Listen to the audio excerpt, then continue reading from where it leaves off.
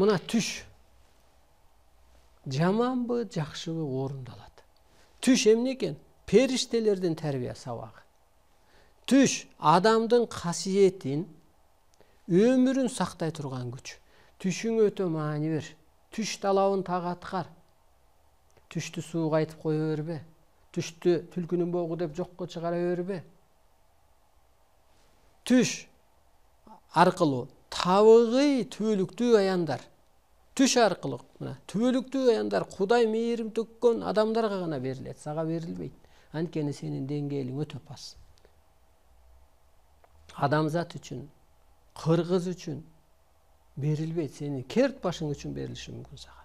А бул Кудай мээримин төккөн адамдар гана берилет. Түш аянды алган адамдар бар, так түптүз. Түш Теңирдин акыйкат жолуна алып баруучу ак жол. Теңир деп эле оозуң тартпай баратса, жок дегенде Алла деп эле бир жараткан деп койчу кыргызча эле. Теңир десең эле оозуң тетир карап кала турган болсо айтпай эле кой. Жараткан, эми аны жокко чыгарбайсың.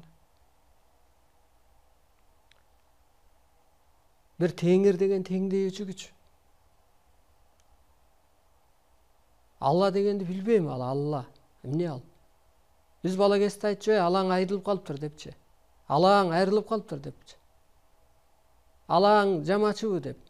Жамап алсаң бол алаңды деп. Ошондуктан сөздү дагы энергиясы болуп атпайбы? Ала менен теңирдин айырмасы канчалык? Ошондуктан кыргыздын тили бул теңирдин тили. Кыргызча эле сүйлөчү, Кудай укпай койсо анда өсүп билсин.